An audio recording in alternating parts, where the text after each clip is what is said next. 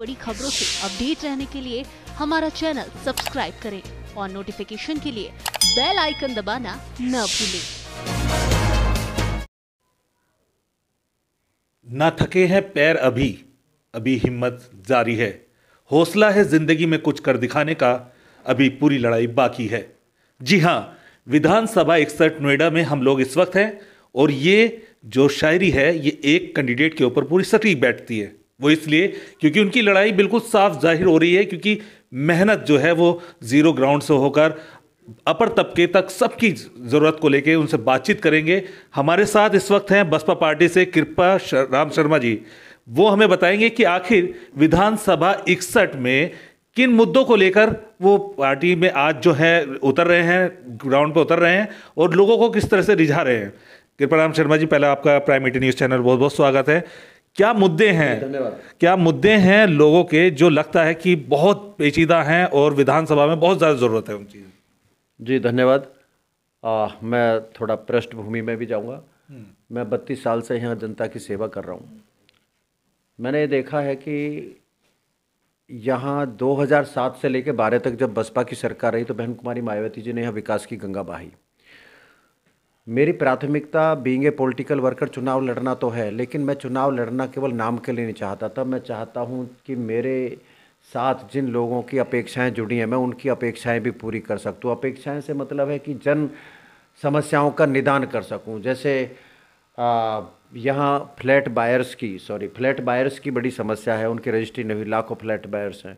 मेरी प्राथमिकता ये होगी कि सबसे पहले उनकी रजिस्ट्री हो, क्योंकि उन पर डबल मार पड़ रही है। एक तो वो बैंक से लोन जो लेके उन्होंने चुकाया है उसका इंटरेस्ट दे रहे हैं, दूसरा उनके पास घर नहीं है, वो जहाँ मकान में रहे उसका किराया भी दे रहे हैं, तीसरा है महिलाओं की सुरक्षा और सम्मान, चौथा है भयमुक्त समाज, पांचवा है मेरा जो स्वास्थ्य कर्मी हैं उनकी सुरक्षा। अभी देखिए बड़ी बड़ी दुर्घटना हो जाती हैं, जो स्वास्थ्य कर्मी हैं कई बार वो टैंक में उतरते हैं।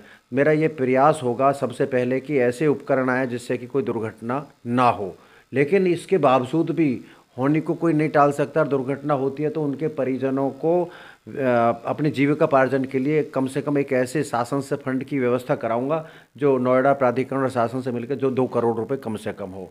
एक यहाँ जो सबसे बड़ी और ज़रूरत है, जो नोएडा हम किसानों की ज़मीन पर बसा है और नोएडा प्राधिकरण के अधिकारियों ने बिना सत्यापन किए मौके का जो भूमि अधिग्रहण किया, जो दोषपूर्ण नीति अपनाई है, उससे आज यहाँ के किसान लाखों त्राहिमाम हैं।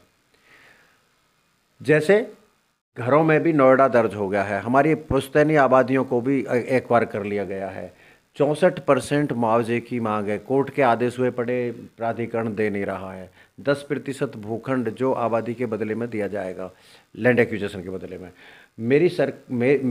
मैं यहाँ से चुना जाता हूँ तो एक मुश्त किसानों की समस्याओं का समाधान भी मैं कराऊंगा। एक और चीज़ मेरी, आपके जो वादे हैं जो मैंने अभी देखा है उसमें वादों में एक चीज़ और है जो आजकल बहुत देखा जा रहा है। कोरोना काल के टाइम में पेरेंट्स को सबसे ज़्यादा फीस मनमानी को लेके आपने वो टॉपिक उठाया है जो किसी कैंडिडेट के पास शायद सोच विचार में भी नहीं है। ये टॉपिक कैसे आया आपके?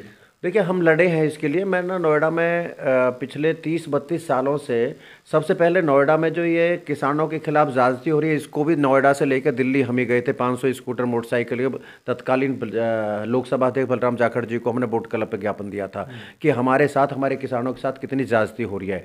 और जो आपने फीस माफ़ी की बात करी है, मेरे नोएडा शहर में ऐसे लोग हैं जो 10,000 से लेके महीने की सैलरी से लेके और 50,000 रुपये तक की सैलरी आज स्कूलों में डीपीएस एपीजे, और यहाँ शासन की तरफ से केवल बहन कुमारी मायावती जी ने 4 विद्यालय बनाए हैं, लेकिन चूँकि वॉल्यूम ज़्यादा है और अब की बार मैं दावा भी कर रहा हूँ हमारी सरकार बनते बहन कुमारी मायावती जैसे ही बनेंगे तो इस समस्या का भी हम निदान कर देंगे। डीपीएस और एपीजे से अच्छा जो शिक्षा का स्तर है, जैसे आप देखेंगे महामाया बालिका इंटर कॉलेज, ऐसे हम इस विद्यालयों की यहाँ स्थापना कराएंगे।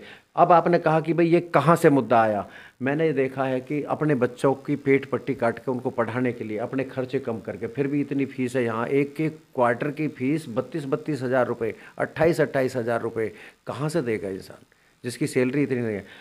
इसलिए हम स्कूलों की फीस माफ़ी के खिलाफ पहले भी आंदोलन कर चुके, 3 साल आंदोलन चला। हमारे क्षेत्रीय विधायक नदारद रहे, उन्होंने आज तक एक पत्र नहीं लिखा शासन को, मुख्यमंत्री को नहीं लिखा कि मेरे क्षेत्र के लोगों की ये समस्या है। तो ये मुद्दा जो है मेरा अहम मुद्दा है। एक और मुद्दा है, कोरोना काल में मैंने देखा था कि हमारे यहाँ वर्ल्ड क्लास हॉस्पिटल जो बहन कुमारी मायावती जी ने बनाया, उसका रखरखाव और उसके मेंटेन करने में इतनी खामियां रहीं कि हम लोगों को ऑक्सीजन भी मुहैया नहीं करा पाए।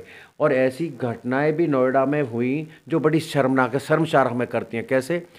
एक महिला, उम्रदराज महिला, सीएमओ के पैर पकड़ के कहती है कि सीएमओ साहब मेरे बेटे को बचा लो, एक रेमडेसिविर दे दो, और सीएमओ उसको बेहूदगी के साथ पेश आता और धक्का मार कहता है जो कल यहाँ दिखाई देगी तो जेल भिजवा दूंगा। और रात को साहब 12:30 बजे वो वीडियो सोशल मीडिया पे बहुत इकलौते बेटे की मौत हो जाती है। ये मेरे नोएडा में ऐसी घटनाओं की पुनरावृत्ति ना हो, मैं ये सुनिश्चित कराऊंगा कि बहन कुमारी मायावती जी के टाइम में जो hospitality world class PGI hospital, उसमें सारी सुविधाएं बहाल हो, 1 रुपये में सारा इलाज हो। और वो एक हमारे उस समय बहन जी के शासनकाल में सचल स्वास्थ्य केंद्र बनाए गए थे जो अब कहीं खो गए हैं। मैं दोबारा से उनको भी पुनः स्थापित अच्छा, एक अहम सवाल जो यूपी चुनाव में देखने को मिलता है, जातिगत कितना इम्पैक्ट डालता है आपकी विधानसभा 61 को लेकर? देखिए साहब, इस सच को झुटलाया नहीं जा सकता।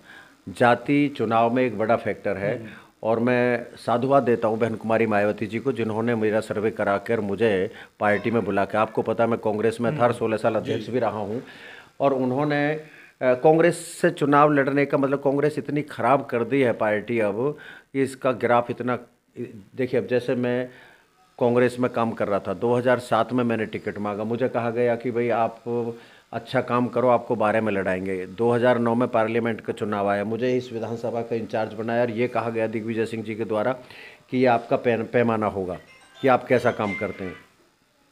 मैंने साहब यहाँ चुनाव लड़ा और मेरे उम्मीदवार को, कांग्रेस के उम्मीदवार को यहाँ 37,800 वोट मिला। जो पोल वोट था 1,38,000, उसमें 27% वोट कांग्रेस को मिला। सबसे ज़्यादा डॉक्टर महेश शर्मा को मिला था 57,000। उसके बाद 2012 का चुनाव आया, मुझे टिकट नहीं दिया, भाजपा से एक नेता को बुलाकर टिकट दे दिया, वो चुनाव लड़े और चले गए, लेकिन कांग्रेस कमज़ोर कर गए। उनको जो वोट मिला वो पोल वोट का मात्र 11% मिला। 26%, 27% कहाँ 11%। उसके बाद 2014 का उपचुनाव हुआ, उसमें जो जिसको टिकट दिया गया उसने तो 5% पे ही पार्टी ला दिया। कांग्रेस का चुनाव, कांग्रेस का टिकट लेकर चुनाव लड़ने का मतलब है निर्दलीय लड़ना, और निर्दलीय लड़ना मेरी प्राथमिकता में नहीं था साहब। तो फिर भी वो चीज़ तो आप बताएंगे कि कितना अपना जातिगत के ऊपर आता है? जातिगत ये है कि हमारे एक्चुअल ना यह चुनाव मेरे इर्द गिर्द भी कोई नहीं है। क्यों नहीं है? एक तो मेरी जो लोगों के बीच में 30-32 साल से जो मैंने काम किया है, लोगों का भरपूर प्यार मिल रहा है, हर जाति का वोट मेरे साथ है। लेकिन फिर भी बसपा का जो कमिटेड वोट है, मेरी शुरुआत ही 60,000 वोटों से होगी। फिर उसके बाद 2.25 लाख ब्राह्मण है यहाँ, 2.25 लाख ब्राह्मण है। अब आपको पता है कि जब सब लोग अपनी जाति के लिए करते तो ब्राह्मण भी, और फिर हमारे यहाँ देखिए सभी जातियों के स्मारक बने हुए हैं, भवन बने हुए हैं। यहाँ अभी तक ब्राह्मणों को मेरा ये भी संकल्प है कि मैं भगवान परशुराम का भव्य भवन यहाँ बनवाऊँगा नोएडा में, चुनाव के तत्काल बाद, विधायक बनने के बाद। तो मुझे ब्राह्मणों का वोट मिलेगा। और लोग कह रहे हैं, हल्द्वानी में मुझसे ये कह रहे थे कि यार पहली बार हम देख रहे हैं कि नोएडा विधानसभा में तो वो गठबंधन हो गया है, वो समीकरण बन गया है जिससे 60 साल कांग्रेस राज करती। मैंने कहा क्या साहब? बोले दलित तुझे मिल रहा, ब्राह्मण तो खुद ही मुस्लिम हम देंगे। दलित, ब्राह्मण और मुस्लिम का गठजोड़ है, तो इसको कौन हराएगा? तो ये समावेश तो पूरा विजय की तरफ देखने को मिल रहा है। ये मेरा नहीं, ये जनता की इच्छा है। जो जनता अपना विधायक प्रतिनिधि चुनती है कि भाई दुख में, दर्द में, मुश्किल में विधायक हमारे साथ खड़े हों या हम विधायक के साथ हों, इस भरोसे को गहरी चोट पहुंची है 5 साल में नोएडा के अंदर। मैं किसी का नाम नहीं लेना चाहता कि भाई मैं उसको राजकुमार कहूं या बड़े घराने का पॉलिटिशियन कहूं, नौजवान कहूं, लेकिन इतना जरूर कहूंगा, सीधा हमला कर रहे हैं फिर भी आप। नहीं साहब, फिर भी मैं इतना जरूर कहूंगा कि लोगों की जो भरोसा था उसको चकनाचूर किया गया नोएडा में, और लोग यहाँ बदलाव का मन बना चुके हैं। और मैं समझता हूँ कि मेरी टक्कर भी किसी से नहीं है। यदि थोड़ा बहुत मेरे इर्द गिर्द भी होंगे तो भाजपा के ही प्रत्याशी। सबसे बड़ी चीज़ जो है वो किसानों की परेशानी को लेकर आप बता रहे थे कि आपने भी काफ़ी आंदोलन में साथ दिया है, सारी चीज़ें हैं। किसान कहते हैं, हमने उनके आंदोलन को कवरेज किया तो उन्होंने बिल्कुल साफ तौर पे कहा कि विधायक वो होगा जो हमारे बीच में आकर हमारी परेशानी देखे।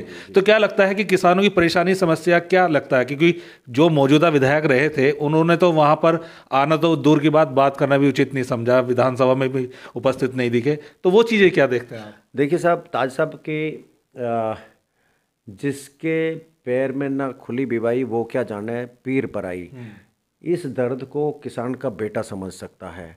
हमारी पुश्तैनी ज़मीन जो हमारी कई पीढ़ियां जिसके रख रखाव में निकल गई, जो लगान देते देते, और हमारी ज़मीन नोएडा ने एक्वायर की। नोएडा एक रात के लिए मालिक बनता है उस ज़मीन का, और हमसे ये 900 रुपये मीटर ज़मीन खरीदे, 900 रुपये गज़ के मुआवजा देते हैं। और उसी ज़मीन को, जो हमारी पुश्तैनी ज़मीन जिसमें हमारे बाबा दादा परदादा वो मालिक रहे, उनको क्या मिल रहा है?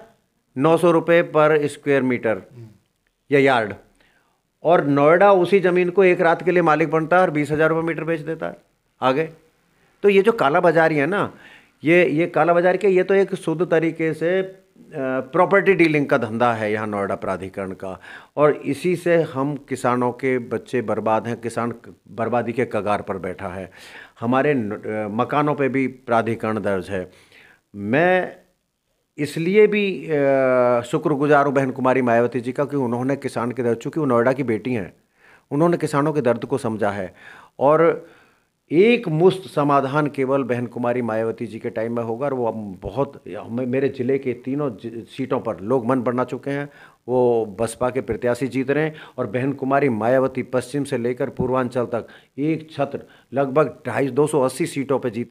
बहन कुमारी मायावती जैसे ही मुख्यमंत्री बनेगी, किसानों की समस्याओं का एक मुश्त समाधान होगा। उससे पहले मुझे नहीं लगता कि कोई। आखिरी सवाल, आपकी जनता आपसे क्या मैसेज देना चाहता है अपनी जनता को, ताकि, क्योंकि विधानसभा चुनाव है, हर कोई चाहता है कि उनका प्रत्याशी एक ऐसा मैसेज दे जिससे जनता के अंदर एक जोश, उत्साह, ये सारी चीज़ें दिखें, कि वो मैसेज क्या हो सकता है? देखिए साहब, सबसे पहले तो मैं अपने क्षेत्र के सुधी मतदाताओं से ये निवेदन करना चाहूँगा, और अपील भी है मेरी, कि कोविड का ध्यान रखते हुए पहले सुरक्षा और फिर मतदान। मतदान भी एक उत्सव है और वो इस उत्सव में ज़रूर भाग लें।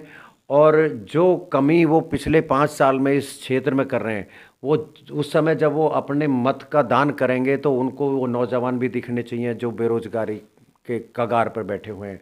उनको उस समय वो कोरोना काल में जो स्वास्थ्य सेवाएं ठप हुई, वो चीज़ भी ध्यान करनी चाहिए। और यहाँ महिलाओं की सुरक्षा, भयमुक्त समाज, इनका भी ध्यान करके मेरे क्षेत्र के मतदाता वोट करेंगे, ये ऐसा मेरा पूरा विश्वास और भरोसा है। यही मेरा उनको संदेश भी है और अपील भी है। तो ये थे हमारे साथ कृपाराम शर्मा जी, बिल्कुल संजीदगी के साथ अपनी बात को इतनी शालीनता से रखा है कि शायद जनता बहुत जल्दी इनको अपने विधानसभा में विजयी बनाकर ही रहेगी। राइल कस्सार के साथ अफसार उलग, नोएडा से।